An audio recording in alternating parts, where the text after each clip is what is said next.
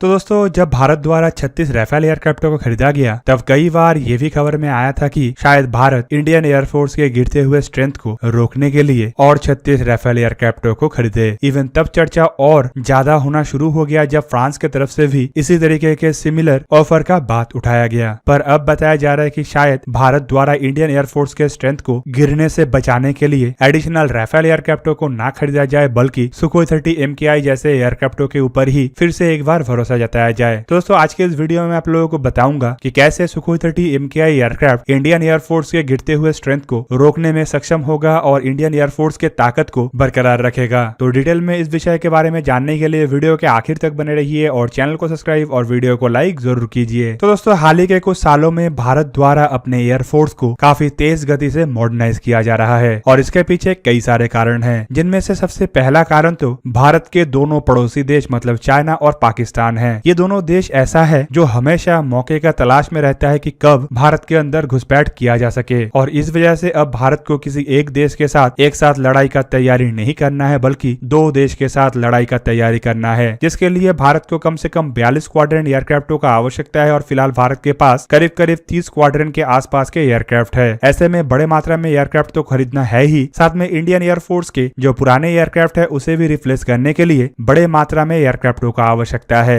इस वजह से भारत द्वारा कई तरीके के प्रोजेक्टों को आगे बढ़ाया जा रहा है, जिनमें 114 फाइटर एयरक्राफ्टों के टेंडर के अलावा कुछ अन्य तरीके भी है जिनके द्वारा भारत एयरक्राफ्टों को हासिल कर रहा है, जिनमें सबसे बड़ा हिस्सा तो इंडिजीनियस एयरक्राफ्टों का है। दोस्तों इंडिजीनियसली तेजस मार्क 1 और मार्क 1A जैसे एयरक्राफ्टों का निर्माण भी किया जा चुका है और ऑर्डर भी प्लेस हो चुका है। Mark 2 AMCA twin engine deck based fighter aircraft जैसे फाइटर एयरक्राफ्टों का भी निर्माण हो रहा है और संभावित ये सब भारत को इस दशक में ही मिलना शुरू हो जाए। पर अगर इमरजेंसी बेसिस को देखा जाए तो भारत को काफी तेज गति से अपने बेड़े में एयरक्राफ्टों को शामिल करना है, जिसका एक हिस्सा तो MMRCA टेंडर ही पूरा कर सकेगा। दोस्तों MMRCA टेंडर के तहत भारत द्वारा 114 फाइटर एयरक्राफ्टों को खरीदना है और ये सब मेक इन इंडिया के तहत बनेगा। पर अगर इस टेंडर को भी देखा जाए तो शायद पहला एयरक्राफ्ट मिलते मिलते इंडियन एयरफोर्स को 8 से 10 साल समय गुजर जाए और इसी वजह से सबसे बड़ा सवाल ये है कि इंडियन एयरफोर्स इमरजेंसी बेसिस पे अपने फ्लीट को मॉडर्नाइज करने के लिए कौन सा तरीका अपनाएगा। दोस्तों जब इमरजेंसी बेसिस पे इंडियन एयरफोर्स के रिक्वायरमेंट को पूरा करने के लिए 36 राफेल एयरक्राफ्टों को खरीदा गया था, तब एक ऑप्शन ये भी था कि भारत शायद और 36 एडिशनल राफेल एयरक्राफ्टों को खरीदे जो इंडियन एयरफोर्स के काफी हद तक परेशानी को दूर कर सके। पर कुछ रिपोर्टों में बताया जा रहा है कि शायद भारत द्वारा राफेल खरीदने के सोच विचार को त्याग दिया जाए और Bharat next generation Sukhoi 30 fighter एयरक्राफ्टों को लेके ही अपने सोच विचार को आगे बढ़ाए। दोस्तों फिलहाल MMRCA 2.0 टेंडर को अगर देखा जाए तो मिनिस्ट्री ऑफ डिफेंस के द्वारा इसका रिक्वेस्ट फॉर इंफॉर्मेशन जारी किया गया और फिलहाल एक्सेप्टेंस ऑफ नेसेसिटी का इंतजार किया जा रहा है, जबकि इसके बाद request for proposal, technical Beed, commercial Beed और उसके बाद एयरक्राफ्टों के ट्रायल और एवोल्यूशन जैसे प्रोसेस को आगे बढ़ाना है। और इसीलिए ही कहा जा रहा है कि नया एयरक्राफ्ट मिलने के लिए कम से कम 10 साल इंतजार करना पड़ सकता है। इस दरमियान इंडियन एयरफोर्स में बचे कुचे जितने भी MiG-21 एयरक्राफ्ट है वो भी सब रिटायर्ड हो जाएगा और इसीलिए इमरजेंसी बेसिस पे एयरक्राफ्टों का आवश्यकता काफी अधिक है। पर दोस्तों इस दरमियान जो 83 तेजस मार्क 1A एयरक्राफ्टों का ऑर्डर प्लेस किया गया है वो काफी हद तक MiG-21 एयरक्राफ्टों के रिप्लेसमेंट को संपूर्ण कर सकेगा और ये इंडियन एयरफोर्स के लिए एक बहुत बड़ा राहत है। दोस्तों फिलहाल इंडियन एयरफोर्स को मॉडर्नाइज करने के लिए एयरफोर्स के द्वारा जिन प्रोजेक्टों को रन किया जा रहा है वो काफी अधिक खर्चेलू है। इसी वजह से शायद इंडियन एयरफोर्स के द्वारा जिन ऑल्टरनेटिवों को एक इमरजेंसी बेसिस के रूप में आगे बढ़ाया जाए वो शायद कॉस्ट एफिशिएंट और सस्ता हो, जबकि राफेल एयरक्राफ्टों को लेके आप सबको पता ही है कि ये जितना ज्यादा ताकतवर है उतना अधिक खर्चेलू भी है। ऐसे में शायद खर्चे को देखते हुए इंडियन एयरफोर्स के द्वारा राफेल के प्रोजेक्ट को ना आगे बढ़ाया जाए बल्कि उसके जगह में सुखोई 30 MKI को सुपर सुखोई करने के तरफ अपने ध्यान को आगे बढ़ाया जाए। जबकि दोस्तों प्राइस को लेके अगर बात हो रहा है तो इसमें एक बात ये भी ध्यान में रखना चाहिए कि हिंदुस्तान एरोनॉटिक्स लिमिटेड की तरफ से इससे पहले भी ऑफर किया गया था कि अगर सुखोई 30 MKI एयरक्राफ्टों को चुना जाता है, मतलब इमरजेंसी बेसिस पे इंडियन एयरफोर्स की आवश्यकताओं को पूरा करने के लिए अगर इंडियन एयरफोर्स सुखोई 30 MKI को चुनता है तो ये राफेल के 1/3 कीमत में इंडियन एयरफोर्स को मिल सकता है। दूसरी तरफ इंडियन एयरफोर्स में ऑलरेडी सुखोई 30 MKI एयरक्राफ्टों का इस्तेमाल हो रहा है और इन एयरक्राफ्टों को भी एक सुपर सुखोई स्टैंडर्ड में अपग्रेड करने का बात चल रहा है। दोस्तों फिलहाल अगर देखा जाए तो इंडियन एयरफोर्स के 114 फाइटर एयरक्राफ्ट के टेंडर को कंप्लीट करने के लिए अमेरिका, फ्रांस और रशिया जैसे देशों के अंदर एक तरीके से रेस चल रहा है। पर उससे हटके चलिए हम थोड़ा जानने का कोशिश करते हैं कि जिन सुपर सुखोई के बारे में चर्चा हो रहा है वो असल में कितना कितना ताकतवर हो सकता है और कैसे ये राफेल जैसे एयरक्राफ्टों के सामने एक कंसिडरेबल ऑप्शन हो सकता है। दोस्तों सुपर सुखोई प्रोजेक्ट असल में सुखोई 30 MKI एयरक्राफ्टों को अपग्रेड करने के ही प्रोजेक्ट को कहा जाता है। असल में इंडियन एयरफोर्स में जिन सुखोई 30 एयरक्राफ्टों का इस्तेमाल हो रहा है वो इंडियन एयरफोर्स को साल 2000 से मिलना शुरू हुआ, जबकि अभी भी इंडियन एयरफोर्स को और कुछ सुखोई 30 MKI एयरक्राफ्ट मिलना बाकी है। ऐसे में जो पहले एयरक्राफ्ट मिला था उन एयरक्राफ्टों को अपग्रेड करने के समय आ चुका है और इस रिगार्डिंग रशिया की तरफ से भारत को कई बार ऑफर किया जा चुका है। बेसिकली इसी अपग्रेड प्रोजेक्ट को सुपर सुखोई प्रोजेक्ट कहा जाता है, जिनमें सुखोई 30 MKI को अपग्रेड करके इससे भी आधुनिक और ताकतवर एयरक्राफ्ट में, जिसे सुखोई 30 MKI नहीं बल्कि सुपर सुखोई कहा जाएगा। कई जगहों में तो ये भी बताया जा रहा है कि सुपर सुखोई अपग्रेडेशन के बाद सुखोई 30 MKI लगभग सुखोई 35 के ही बराबर हो जाएगा। दोस्तों इस अपग्रेडेशन प्रोजेक्ट में एयरक्राफ्टों में कई सारे तब्दीली करना है, जिनमें एयरक्राफ्टों के रडार से शुरू करके एवियोनिक्स और हथियारों से शुरू करके इंजन तक को भी तब्दील करना है। अब तक के जानकारी के मुताबिक अगर सुपर सुखोई प्रोजेक्ट को आगे बढ़ाया जाता है तो संभावित इसमें रशिया के सुखोई 35 में इस्तेमाल होने वाले इंजन मतलब AL-41 इंजन का इस्तेमाल किया जाए, जो कि फिलहाल सुखोई 30 MKI में इस्तेमाल होने वाले इंजन AL-31 के तुलना में ज्यादा ताकतवर और ज्यादा आधुनिक है। दूसरी तरफ ये भी कहा जा रहा है कि शायद इस प्रोजेक्ट में सुखोई 30 MKI में इस्तेमाल होने वाले रडार को भी बदल के एक active electronical scan error radar के द्वारा लैस कर दिया जाए। फिलहाल सुखोई 30 MKI एयरक्राफ्ट में bars passive electronic scan error radar का इस्तेमाल किया गया है, जबकि अगर अपग्रेडेशन में इसमें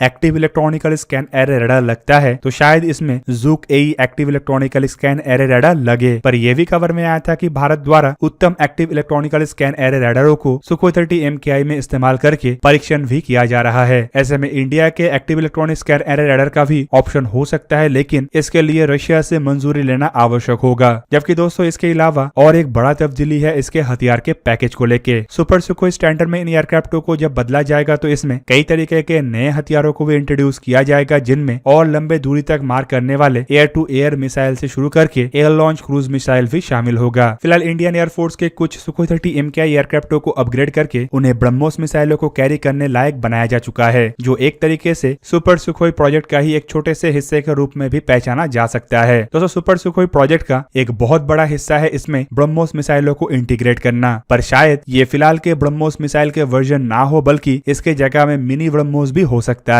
दोस्तों 2021 के अगर कंडीशन के मुताबिक हम सुखोई 30 MKI और राफेल एयरक्राफ्टों को कंपेयर करें तो आप लोगों को कई मामलों में लग सकता है कि राफेल एयरक्राफ्ट सुखोई 30 MKI के ऊपर भारी पड़ेगा। इसके पीछे असल कारण है राफेल में इस्तेमाल होने वाले आधुनिक active electronical scan error radar, लंबे दूर तक मार करने वाले एयर टू एयर मिसाइल जैसे कि मिटियोर और सुपर क्रूजर से लैस इंजन के साथ साथ इसके सबसे आधुनिक इलेक्ट्रॉनिक वॉरफेयर सिस्टम। पर अगर सुखोई 30 MKI को जब इंडियन एयरफोर्स में शामिल किया गया था तब के कंडीशन को देखा जाए तो उस जमाने में सुखोई 30 MKI टेक्नोलॉजिकली कई सारे एयरक्राफ्टों के तुलना में काफी अधिक आधुनिक था। समय गुजरने के साथ साथ ये टेक्नोलॉजी थोड़ा पीछे तो पड़ गया है, लेकिन सुखोई 30 MKI एयरक्राफ्टों के जो अपग्रेड होने का संभावनाएं है ये काफी अधिक है और ये अभी भी कई सालों तक नए टेक्नोलॉजी को एडॉप्ट कर सकता है। ऐसे में अगर आधुनिक टेक्नोलॉजी से बना हुआ active electronical scan error radar, electronic warfare और जैमिंग सिस्टम के साथ साथ आधुनिक इंजनों को इन एयरक्राफ्टों में लगाया जाए और अत्याधुनिक और लॉन्ग रेंज तक मार करने वाले मिसाइलों के साथ अगर इन एयरक्राफ्टों को सुपर सुखोई स्टैंडर्ड में टोटली परिवर्तित किया जाता है तो ये कहना गलत नहीं होगा कि सुखोई 30 MKI और राफेल में कोई भी अंतर नहीं रहेगा। पर देखना अब ये है कि इंडियन एयरफोर्स के तरफ से इमरजेंसी बेसिस के आवश्यकताओं को पूरा करने के लिए कौन से डिसीजन के तरफ आगे बढ़ा जाता है और कौन से एयरक्राफ्ट को चुना जाता है। दोस्तों मेरा मानना तो यहाँ पे ये भी है कि अगर इंडियन एयरफोर्स की तरफ से तेज गति से MMRCA टेंडर को संपूर्ण किया जाता है तो शायद इंडियन एयरफोर्स इमरजेंसी बेसिस पे कोई नया फाइटर एयरक्राफ्ट ना खरीदे, या फिर इंडियन एयरफोर्स के गिरते हुए स्ट्रेंथ को रोकने के लिए तेजस मार्क 2 को जिस टाइमलाइन के तहत डेवलप करने का बात कहा जा रहा है और हिंदुस्तान एरोनॉटिक्स लिमिटेड अगर एयरक्राफ्टों के प्रोडक्शन कैपेबिलिटी को पहले के तुलना में और ज्यादा बढ़ाता है तो शायद ही इंडियन एयरफोर्स इमरजेंसी बेसिस के लिए कोई सोच विचार करे। फिलहाल इंडिजनाइजेशन ही इंडियन एयरफोर्स के गिरते हुए स्ट्रेंथ को रोकने का सबसे प्रमुख जरिया है और इंडिया को सबसे ज्यादा फोकस अब इंडिजनाइज्ड एयरक्राफ्टों के ऊपर ही देना चाहिए। तो दोस्तों ये था आज का वीडियो। अगर आपको वीडियो अच्छा लगा तो उसे लाइक कीजिए और मेरे चैनल को सब्सक्राइब कीजिए और साथ में बना हुआ बेल आइकन को ही प्रेस कर दीजिए ताकि आप मेरा वीडियो देख पाए सबसे पहले। जय हिंद।